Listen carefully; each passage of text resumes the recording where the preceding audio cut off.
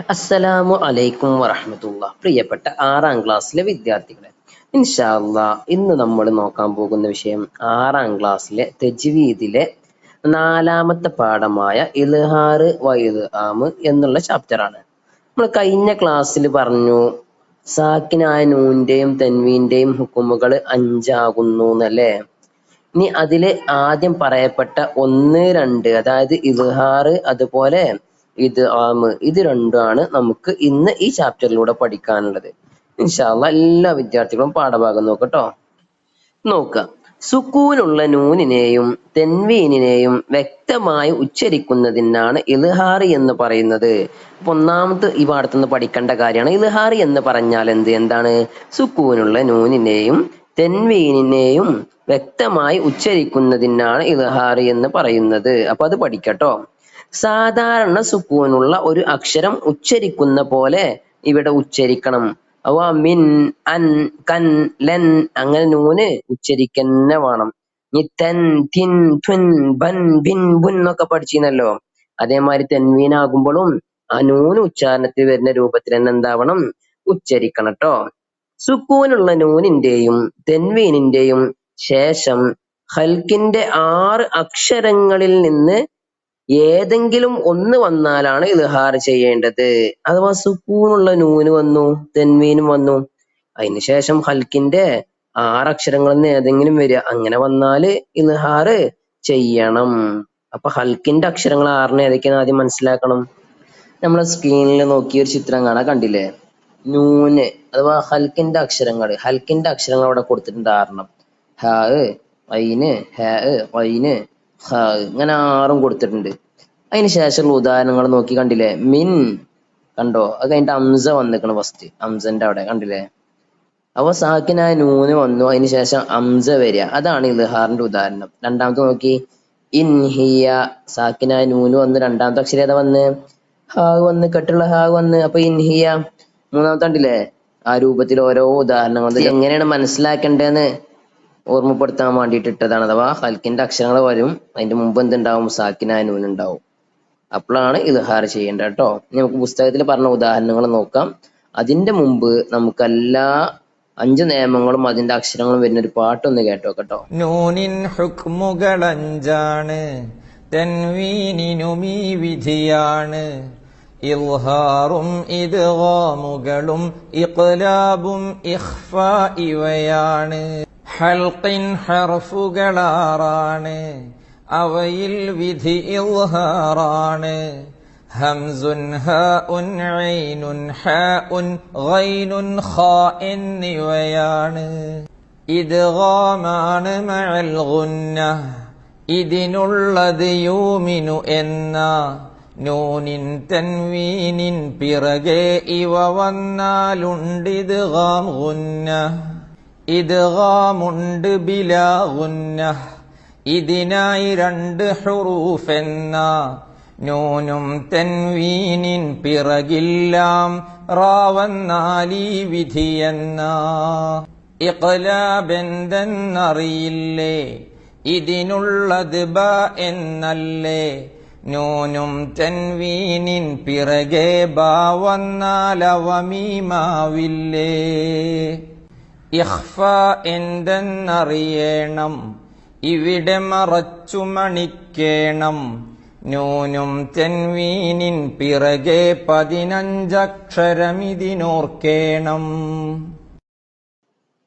അപ്പൊ പാട്ടൊക്കെ കേട്ട് നല്ലപോലെ പഠിക്കട്ടോ. നമുക്ക് എല്ലാ നിയമങ്ങളും അതിന്റെ അക്ഷരങ്ങളും എന്താണ് ചെയ്യേണ്ടതെന്നൊക്കെ നമുക്ക് ആ പാട്ട് കാണാൻ പഠിച്ചാൽ തന്നെ പരീക്ഷക്ക് ഒന്നും കൂടെ എളുപ്പമായിട്ട് അറ്റൻഡ് ചെയ്യാൻ പറ്റും ട്ടോ.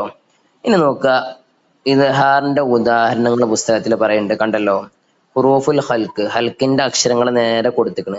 അതിൽ നൂന് സാക്കിനായ നൂന് വന്ന ഉദാഹരണങ്ങളാണ് കൊടുത്തിക്കണത്. മൻ ആമന, മിൻ ഹാദിൻ, അൻ അൻത, വൻഹർ, അങ്ങനെ ഓരോന്നും കൊടുത്തിക്കണ്. അപ്പുറത്ത് തെൻവീന് വന്ന ഉദാഹരണങ്ങളും കൊടുത്തിക്കണ്. കഫാരിൻ, അസീം, ഖൗമിൻ, ഹാദ്. അപ്പൊ ഇവിടൊക്കെ നമ്മൾ മനസ്സിലാക്കേണ്ടത് എന്താണെന്ന് വെച്ചാല് ഇൽഹാറായിട്ട് തന്നെ ഉച്ചരിക്കണം. മൻ ആമന, കഫാരിൻ, അസീം, ആ രൂപത്തിൽ തന്നെ ഉച്ചരിക്കണം. അവിടെ നീട്ടേ മണിക്കേ അങ്ങനൊന്നും ഉണ്ടാവേണ്ട ആവശ്യമില്ല. വെളിവാക്കിയിട്ടാണ് ഉച്ചരിക്കേണ്ടത് ഇൽഹാർ എന്ന് പറഞ്ഞാല്. ഇനി അടുത്തതാണ് രണ്ടാമത്തതാണ് ഇത് ആമ്. ഇത് ആമ് പറഞ്ഞാൽ എന്താണ്? സുക്കൂനുള്ള അക്ഷരത്തെ ശേഷമുള്ള അക്ഷരത്തിൽ ലയിപ്പിച്ച് ശ്രദ്ധ ചെയ്ത് ഉച്ചരിക്കുന്നതിനാണ് ഇത് ആമ് എന്ന് പറയുന്നത്. അപ്പൊ സുക്കൂനുള്ള അക്ഷരത്തിന് ശേഷമുള്ള അക്ഷരത്തിൽ ലയിപ്പിച്ച് ശ്രദ്ധ ചെയ്ത് ഉച്ചരിക്കണം. അപ്പൊ നമുക്ക് സാക്കിനായ നൂനോ തെൻവീനോ ഉള്ളൊരു വാക്ക് വന്നു. ഈ സാക്കിനായ നൂനിനോ തെൻവീനോ ശേഷമുള്ള അക്ഷരങ്ങൾ ഏതാണ്? ഇത് ആമ് ചെയ്യേണ്ട അക്ഷരങ്ങളിൽ പെട്ടതാണ്. അങ്ങനെയാണെങ്കിൽ എന്താണ് ഇത് ആമ് ചെയ്യണം. നമുക്ക് ഇത് ആമ് രണ്ട് വിധമാണ്. അതാണ് നമ്മൾ ആദ്യം പഠിക്കേണ്ടത്. ഇത് ആമിന് രണ്ട് വിധമാണ്. നമ്മൾ കഴിഞ്ഞ ക്ലാസ്സിലൊക്കെ പഠിച്ചതാണ്. ഇത് ആമും ബി ഉന്ന, ഇത് ആമും ബിലാ ഉന്ന. അപ്പൊ ഇനി അവകളെ കുറിച്ച് പഠിക്കുമ്പോൾ ഈ ഇത് ആമിന് വരുന്ന അക്ഷരങ്ങളൊക്കെ ഓരോന്ന് പഠിച്ച് അതിന്റെ ഉദാഹരണങ്ങളൊക്കെ മനസ്സിലാക്കട്ടോ. നോക്കാം. സുക്കൂനുള്ള നൂനിന്റെയും തെൻവീനിന്റെയും ശേഷം ലാമ് റാ എന്നീ അക്ഷരങ്ങൾ വന്നാൽ നൂനിനെയും തെൻവീനിനെയും ശേഷമുള്ള അക്ഷരത്തിൽ ലയിപ്പിച്ച് ഉന്നത്ത് ചെയ്യാതെ ശ്രദ്ധ നൽകി ഉച്ചരിക്കണം. ഇതിന് ഇത് ആമും ബിലാ ഉന്ന എന്ന് പറയുന്നു. അപ്പൊ സാക്കിനായ നൂനും തെൻവീനും വന്നിരിക്കുന്നു. ഒരു ഉദാഹരണത്തിന് നമ്മുടെ പുസ്തകത്തിൽ കൊടുത്ത ഉദാഹരണങ്ങളെ നോക്കി. വലം യക്കുൻ ലഹു എന്നാണല്ലോ അല്ലെ. വലം യക്കുൻ എന്ന് പറയുമ്പോൾ സാക്കിനായ നൂന് വന്നു. അതിനുശേഷം ഏതക്ഷരം വന്നേ? ലാമ് വന്നു. അപ്പൊ എങ്ങനെ ഉച്ചരിക്കണം? ലാമോ റാ വന്നാല് ആ അക്ഷരത്തിൽ ലയിപ്പിക്കണം. സാക്കിനായ നൂനുണ്ടല്ലോ, ആ ശേഷമുള്ള ലാമിലേക്ക് ലയിപ്പിച്ച് ശ്രദ്ധ ചെയ്ത് ഉച്ചരിക്കണം. വലം യകുല്ല, വലം യകുല്ലഹു ഉന്നത്ത് ചെയ്യാതെ ഉച്ചരിക്കണം കേട്ടോ. വലം യകുല്ലഹു, വലം യകുല്ലഹു. ആ നൂനെന്താവൂല ഉച്ചാരണത്തില് പൂർണ്ണമായിട്ട് വരില്ല. നേരെ ലാമക്ക് ലയിപ്പിച്ചിട്ടാണ് ഉച്ചരിക്കേണ്ടത്. അതാണ് വലം യകുല്ലഹു ആ രൂപത്തിൽ കേട്ടോ. അടുത്ത ഉദാഹരണം നോക്കിയോടെ. തുന്ന് പറയില്ല, ബിലാ ഉന്നായതുകൊണ്ട് അഥവാ അതിന് ശേഷം തെൻവീന് ശേഷം ലാമ് വന്നുകൊണ്ട് തുന്ന് പറയൂല. തുല്ലഹും ആ ലാമിന് ശ്രദ്ധ ചെയ്തിട്ടാണ് ഉച്ചരിക്കേണ്ടത്. ഈ രൂപത്തിലാണ് ഇത് ആമും ബിലാ ഉന്ന എന്ന് പറയുന്നത്. അതിന്റെ മറ്റുള്ള ഉദാഹരണങ്ങളൊക്കെ നോക്കി മനസ്സിലാക്കട്ടോ. ഇത് ആമും രണ്ട് വിധാണെന്നല്ലേ ഇത് ആമ്. അതില് ബിലാ ഉന്നനെ കുറിച്ച് നമ്മൾ പഠിച്ചു. ഇനി അടുത്ത് നമുക്ക് പഠിക്കാല്ലോ ഇതിനെ കുറിച്ചാണ്. ഇത് ആമും ബി ഉന്നനെ കുറിച്ചാണ്. അപ്പൊ അത് നോക്കാം. സുക്കൂനുള്ള നൂനിനും തെൻവീനിനും ശേഷം യാഓ നൂനോ മീമോ വാവോ, അതായത് എനിമു കൂട്ടി വായിച്ച് നമുക്ക് പെട്ടെന്ന് പഠിക്കാൻ വേണ്ടിയിട്ടാണ് അങ്ങനെ കൊടുത്തിട്ടുള്ളത് കേട്ടോ. എന്നീ 4 അക്ഷരങ്ങളിൽ ഒന്ന് വന്നാൽ നൂനിനെയും തെൻവീനിനെയും ശേഷമുള്ള അക്ഷരത്തിൽ ലയിപ്പിച്ച് ഉന്നത്ത് ചെയ്ത് ഉച്ചരിക്കണം. അതായത് നേരത്തെ ഉന്നത്ത് ചെയ്യാതെ മണിക്കാതെ ഉച്ചരിക്കേണ്ടിയത്. ഉന്നായപ്പോ എന്ത് വേണം?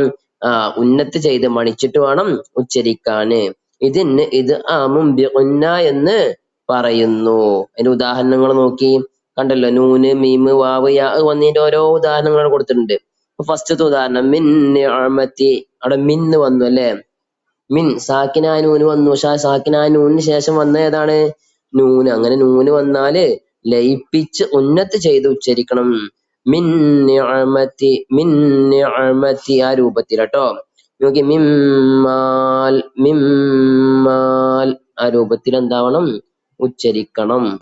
ഇനി നമുക്ക് ഈ പാഠത്തിലെ തദ്രീബാത്ത് അതുപോലെ വരാൻ ചാൻസ് ഉള്ള കുറച്ച് ക്വസ്റ്റ്യൻസ് ഒക്കെ നോക്കാം ഇൻഷാ അല്ലാഹ്. ഒന്നാമത്തെ ചോദ്യം, ഉത്തരം എഴുതുക. ഇൽഹാർ എന്നാൽ എന്ത്? നമ്മൾ ആദ്യം പഠിച്ചതാണ്. എന്താണ്? സുക്കൂനുള്ള നൂനിനെയും തെൻവീനിനെയും വ്യക്തമായി ഉച്ചരിക്കുന്നതിനാണ് ഇൽഹാർ എന്ന് പറയുന്നത്. ഹൽക്കിന്റെ അക്ഷരങ്ങൾ ഏതെല്ലാം? ഏതൊക്കെയാണ്? 6 ഉണ്ടല്ലോ അല്ലെ. ഹംസ, ഹ, ഐന്, ഹ, ഐന്, ഹ, ഇങ്ങനെ 6 അക്ഷരങ്ങളാണ്. അതിന്റെ പാട്ടൊക്കെ ഉണ്ടല്ലോ. ഹുറൂഫ് ഹൽക്കിൻ സിത്തത്തുൻ ഹംസും വഹ, അങ്ങനെ പാട്ടൊക്കെ ഉണ്ട്. അതൊക്കെ ഓർത്തെടുത്തിട്ട് എന്താവുക പഠിക്കാം. 3ാം ക്ലാസ് പുസ്തകത്തിലാണ് പാട്ടുള്ളത് എന്നാണ് ഓർമ്മ.